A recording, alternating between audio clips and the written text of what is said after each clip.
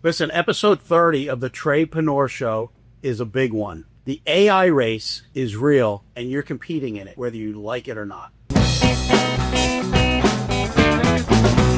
Welcome back. Another episode of the Tradepreneur Show. This is actually episode 30. Tanya Priest, co-host. Can you believe it? It's huge. I mean, 30. I was like, whoa. Like one a week. Already.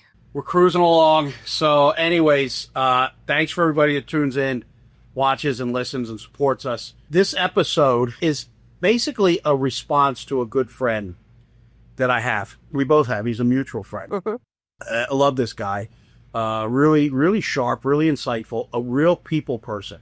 And he's in the business world. And he works with a lot of business people, entrepreneurs. He made a post about AI and the AI race. And what is the race? Who's in this race? Where are they racing to? What are they trying to win? And basically stated that it's unhealthy, and the only people that are going to really benefit are the billionaires and things like that. And I understand where he's coming from, especially knowing the individual. But I told him, I said, I totally disagree. I said, I'm gonna do a response to it, and I was gonna do a simple little social media response, but you know what? This would be a good episode of the podcast. We've done previous episodes on AI. Yeah. And it's becoming more and more part of our daily life. You see it and hear about it and read about it more and more. So I thought, you know what? Let me respond to what is the AI race? Is there actually a race? What are you racing for? Right. And what's it all about? I believe, like most things, the opinion on AI mostly is going to be through the lens of our experiences and our beliefs. Right. And, well, it's new. AI is new. I mean, it's still relatively new. It's just advancing very quickly. And that in itself can be a little concerning, unnerving. And, I mean, we had this thing, ChatGPT, not too long ago, and now we've got Grok, and we've got the Google Gemini, and we've got all these other ones out there. I mean, there's so many that do just specific things for graphics, for copywriting, for whatever it may be, programming. So I am one that I use AI in various forms every single day in my life. And this just started in the last 6 months. And I make sure I intentionally use it because there is a real race. So first of all, what is the AI race? Well, you've heard of arms race, technology race, all these different, the term race is like a race. We're racing, but it's not obviously like a car race or a running foot race. Right. But there is a real race out there. And I think what first you have to establish is who is in this race. And there's a couple different segments. One are governments. It's critical for governments, and it's critical that the United States wins the AI race because everybody's trying to win the AI race. And the AI can give you such a competitive advantage in so many areas that if you lag behind or you have to outsource certain components of it, man, you're in a real disadvantage. And so as far as national security goes, this AI race for the United States is critical. It's super, super important. And I will say, regardless of how you feel about the current administration, I feel relieved that there's such a focus on the technology and the AI and bringing manufacturing back and microchips manufacturing back. And I will give credit to the previous administration. They obviously were big on getting some of the microprocessor and everything development back. But it's critical for national security, and nations are in a race to evolve, adapt, and figure out AI sooner and better than anybody else. Now, that brings us to the term, what is the race? What is the prize? Right. Or what are you racing for? And the reality is the race to figure it out sooner and better than others. Yeah. Right? So if you look at us, China and Russia, right? If we can advance and adapt it and utilize it and implement it before the other two nations, that's the race. There's not a destination. There's not a prize, right, per se. There's not an end to it. The race is to adapt it. The race is to implement it. The race is to figure it out. And some people are on different journeys in that race. right? Some people are just are haven't even, their race right now is to just understand it. Like, what is it? Why is it important to me? They're in a race to figure that out, right? Other people are much more ahead, and they see like, okay, this is where it's at. This is the future. How do we implement this? How do we use this? Now, businesses, there's an AI race for business. There's competitive advantages that are gained. Now, I will tell you right now, if you have a business or you're an individual, or maybe you're government, I don't know, maybe I've got some country, maybe Putin's listening to me trying to get some insight, AI is here, whether you like it or not. Do you use AI right now? I have, yeah. Okay. You say you have, but do you... I use it daily. Okay. Have you used it or interacted with it that you're aware of without you being the creator, the instigator? No. Okay. Not at all. So what does that mean? That's scary. Well, I don't know. Have you talked to a business? Have you had an automated system, voice system you worked with? Yes. Okay. Yes, that's AI. That's more and more is moving to AI, right? Some of these schedule bots or bots on websites. I have done that. Okay. Yep. Dispatch software. Yes. Okay. Yes. A CRM software. Mm-hmm. So it's there, whether we can reject it, but we're interacting with it, right? Right. So countries, business, individuals, the sooner they can get into the race or acknowledge they're in the race and adapt it, figure out how to adapt it. And for each individual business and country, it's going to be different. And I think the better that you can adapt, the sooner you can adapt it in the right ways, you have a competitive advantage. You're going to have a competitive advantage.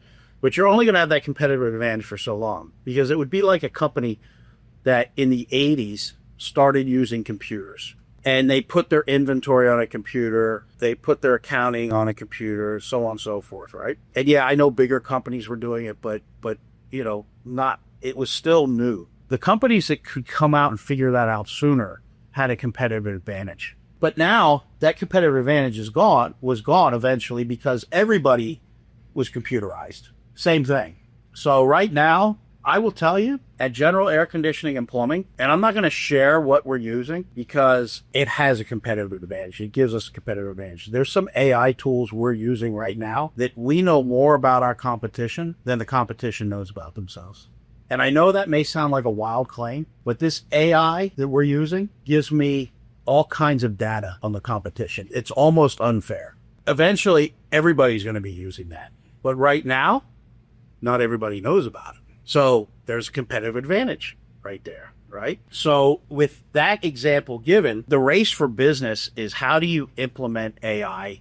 Where do you implement it? And the race is to gain that competitive advantage and to integrate it into your operations, into your business in a way that benefits your business and can advance you at an unfair rate, essentially. Right. Now, one of the biggest obstacles, there's going to be a lot of businesses that are reluctant to look at AI and reluctant to integrate AI. And there's going to be many, many reasons. Now, on the individual level, let me talk about the individual level, because this is really important. You as an individual can either look to integrate AI into your life, you can look to figure it out, you can look to understand it, or you can ignore it. But the reality is, you're going to wake up one day and it's going to be all around you. If you choose to ignore it, the train's left the station. You're going to be left behind. Now, I'm not saying you have to go all AI and it takes away humanity and everything like that. That's not what I'm saying at all. Here's the reality. Depending on what your job is, it is going to change your job or eliminate your job, or it can enhance your job. There are some jobs that are going to go away because of AI. It's just the reality on it. Right now, there is a company, Aurora, that makes the software, this platform for autonomous trucks. And those autonomous trucks right now are running routes in Texas. Now, they're limited routes. They're specific routes, and they're specific between the two cities. But they're now expanding into Phoenix, and they're expanding into, I forget the other area. If you're a truck driver, that's kind of concerning. Yeah. Right? Absolutely. But so if I'm a truck driver, and I was a truck driver, I drove cross country. I drove teams with my dad for Schneider National. And if I was a truck driver, I wouldn't ignore that. I would be saying, okay, they're still going to need people in the trucking industry. They're still going to need drivers. How fast is this going to be in my world to where my job is at risk? And what What do I have to transition to? Because think about it. It may be that autonomous trucks go from point A to point B, but now you need specialized guys to take them from the drop yard to the shipper or receiver. Right. And so now you're more of doing local stuff. Now you don't have to go over the road. Does that open up a role? Does it not? I don't know. But those are the things I'd start thinking about. I'd start looking at. Now, if I'm a few years away from retirement, or probably 5 years away from retirement, maybe 10, I'm not so concerned about it. But if this is my career and I've got trucks on the road, now if I'm a truck owner, a business owner, now I got a different perspective as how I got to think about it, right? So you have to figure out how AI can enhance what you're doing.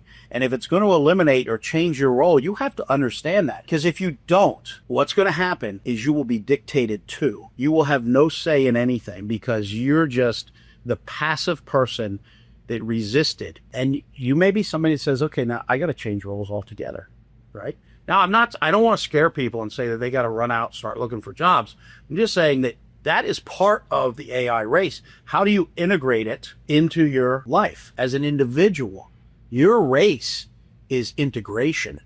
Your race is adaptation. Graphic artists. If you're a graphic artist, there's so much stuff that can be done with AI right now. And people are going to start trying to do that on their own. Now, personally, I don't want to do it on my own. I want my graphic artist to be able to use those tools to do an even better, more efficient job for me. This AI is evolving. It's evolving quickly. In fact, there's a law, Moore's Law, from one of the co-founders of, I believe it was Google.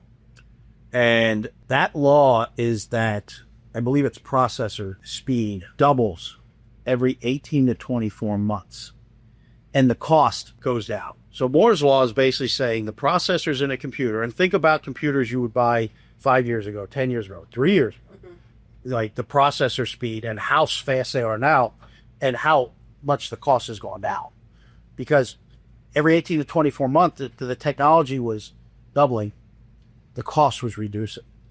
Now, I don't know if there's a specific law for AI, but I'm telling you, it is moving so fast. And if it's self-learning, that, it's moving fast. And if you look at it as a villain, if you look at it as this is not a race and it's unhealthy, I think you're going to end up being in a very unhealthy place. Real quick, I think AI, and I'm sure other people think this. You've got movies. We've got that iRobot movie, right? Where you have, they're talking about on the news, the Tesla robots, things like that. That's kind of scary if you think about it. What if they start to mimic human beings, mimic our feelings, mimic who we are? That, to me, is what freaks me out. Well, they will. They will start to mimic us. They'll start to, because to interact with us, they're going to have to be able to respond, especially if they're in the home, right? So the Tesla robot right now, it looks like a robot, but will it always look like a robot? And that's why I feel Grok AI. I use both Grok and ChatGPT mostly. I use others as well, but those are the two I use mostly, and I use paid versions of them. And the reason is I'm really comparing the two.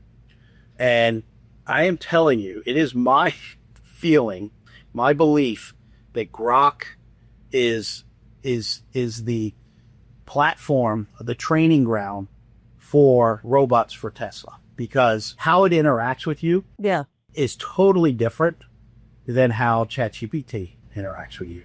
Explain that. ChatGPT is more like a robot. ChatGPT is more like it tries to have a sense of humor. It tries to respond in certain human ways. Grok, you can pick different ways for it to interact with you. So you can have it be sassy. There's all these different versions of it that you can and then it will interact with you that way. And so it's really interesting as far as the robots go. So here's how I think. This is how I approach technology. I'm already talking, and you may have heard me talk here at General. I envision in 3 to 5 years, we will have 2 to 3 Tesla robots or another type robot here at our location. Why? What would the Tesla robot do? And there's other manufacturers, but I think Tesla makes the most headlines in the advancing quickly. Well, imagine we come in the morning and we have to unload trucks and load trucks back up. And we're dealing with sheet metal. We have to separate sheet metal or like that. What if you had a Tesla robot that was trained to unload trucks, separate recyclables, the metals, the cardboard, and the trash, and could load the trucks and take that part of the job away from the guys, right? So they become more effective at their job. Right. They become more efficient. And they don't have to start their day unloading, loading a truck. Right. Which takes an hour. Yeah. And especially in the summer, it's hot. You know, even in the mornings, it's hot. So what if that could be done and they show up and they get the keys and they go to the job and they get the job done? They're able to be more effective at their trade. What if in the nighttime, the Tesla robot went around and emptied the garbage, wiped down the countertops, vacuumed, mopped? Now, the technology is not to the point where that's happening, but Elon Musk's plan is this year, they will be in the factories, his factories working. I believe it's 2026. They will have limited sale. I think to certain industries, certain things that they're specifically trained for. His goal is to get to 1 million a year production and to be able to drive the cost down to $20,000 a robot. Think about that. And right now, you have to train it. It's limited on what it can do. Right. Some of it has to be like remote operated, like it will mimic what you do, but it has to be specifically trained. But that technology is going to evolve. And Tesla's idea is all these robots are connected, so they learn together. So if one's over here doing a task on the other side of the world, it's learning, and then the other network, it's all learning that same task, right? Again, I'm not an expert on this stuff. This is just what I read, what I listen to. I try and stay up to date on it, but they're a reality. Now, sure, the fear that you're talking about is a real fear. And I believe some people, it's such a fear that they ignore it, right? Or they don't want to hear about it. And then guess what? They're going to wake up and they're going to be in Jetsonville because it's coming. Whether you like it or not, it's coming. So the idea is how do you integrate it? That's the race. The race is how do you adapt, integrate, and use it to your benefit, to your competitive advantage. There's tasks I do now that would literally take me an hour or more that I can literally have done in 10 to 15 minutes. Wow. Because of using AI. It's not perfect. It can be wrong. So you just can't throw it out there, but it's real. Here's the saddest part about it. We are human beings. There is nothing greater than a human being. That's my belief. That comes from my Christian belief. That comes from just being a human being myself. And but when you walk into a convenience store, you get gas, you walk into a convenience store, and nobody even acknowledges you.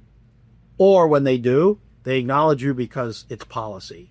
That's something AI will replace. And it already is in the sense of self-checkouts, right? Now, that's not AI per se, but self-checkout, ordering your stuff on your own, right? Now, I don't use any of that because if I'm going to check myself out or if I'm going to place my own order, I want a discount because you're saving on labor. So if I'm going to check myself out and bag my own damn groceries, there should be a discount factor. And I should be like, save 15%. Do the work of our former employee, right?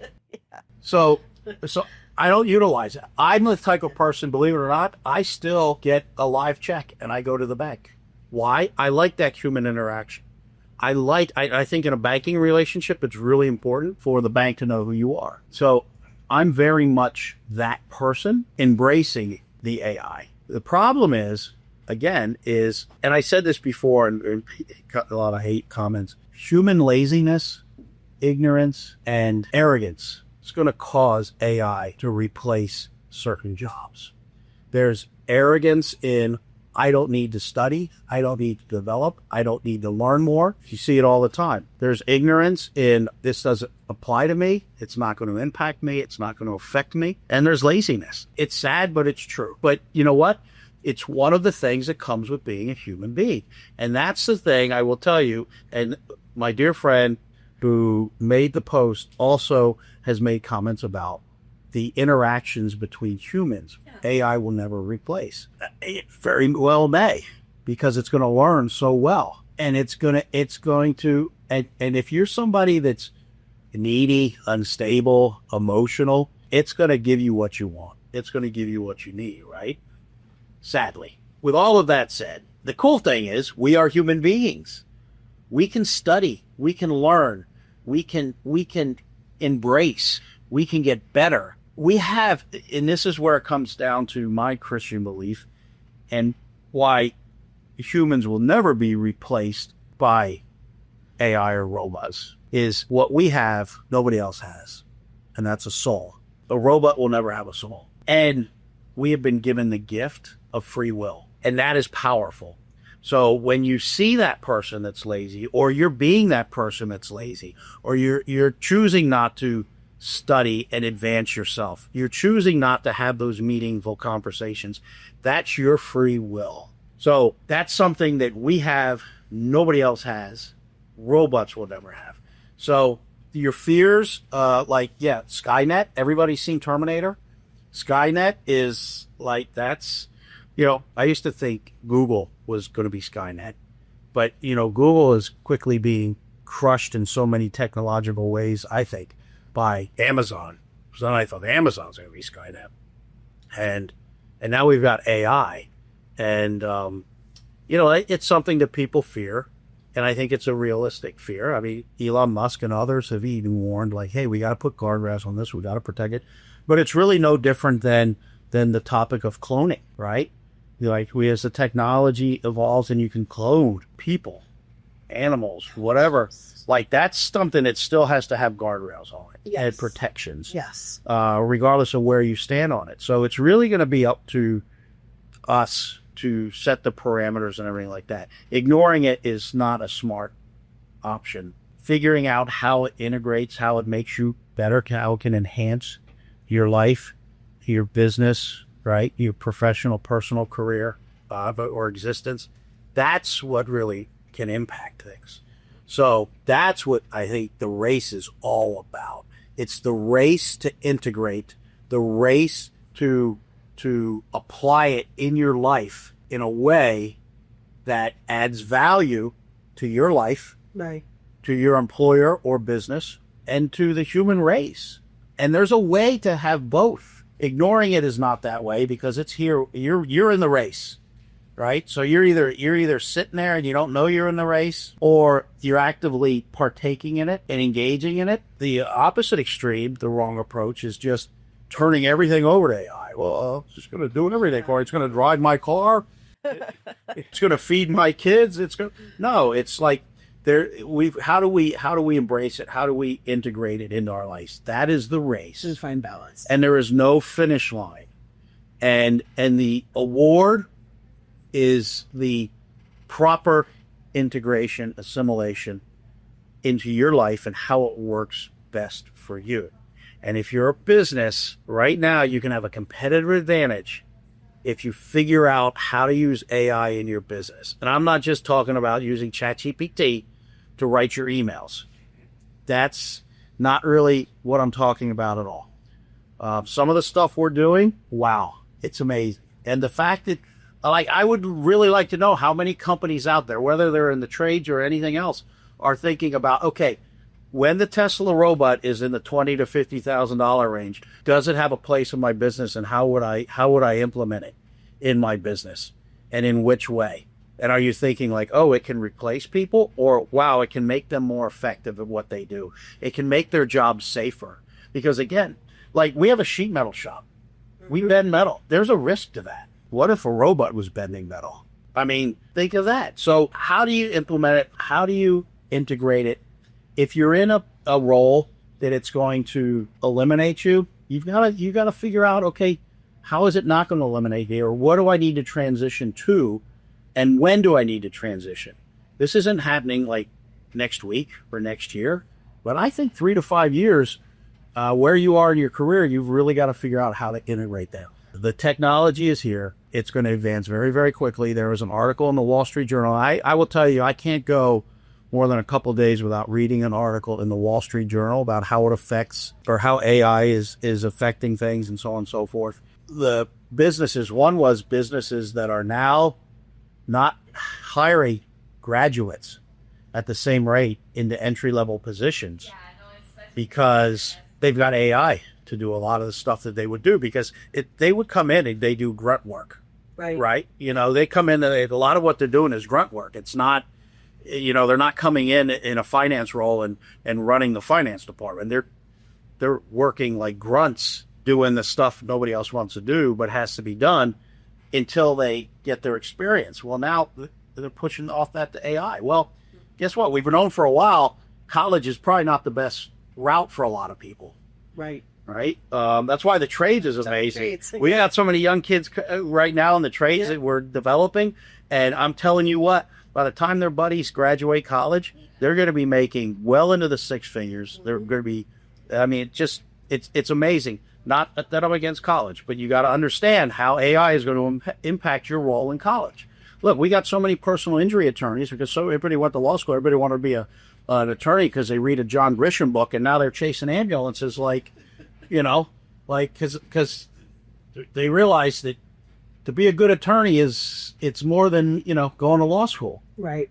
The vision, I will tell you, I believe I've heard this talked about for Elon Musk, is they're building that Starship. It keeps blowing up, right? But I think it can lift like 100 tons, which is huge. I think there's not an aircraft in the world that can move that much weight. Think about, he wants to colonize Mars. Well, you take a rocket like that, you load it with Tesla robots, you send it to Mars. Now you got a bunch of robots building the infrastructure in an environment humans can't survive in, and getting it ready for humans to arrive. So look, this stuff is real. It's happening. The technology, it's happening. At the end of the day, here's what I'm going to tell you. There is an AI race. It's a real race. If you breathe, you're in it. This race is going to have many winners. Not everybody's going to win, but there will be winners. If you're not embracing this the right way and integrating it, what I will tell you is this race is going to have a lot more losers. So you just got to decide which side you want to be on and how you're going to approach AI. Thanks for tuning in. Thanks for your support. Like, share, comment. Truly appreciate it. Thank you to everybody behind the camera that's helping us out. And Tanya, thank you very much for co-hosting. Until next time, be great.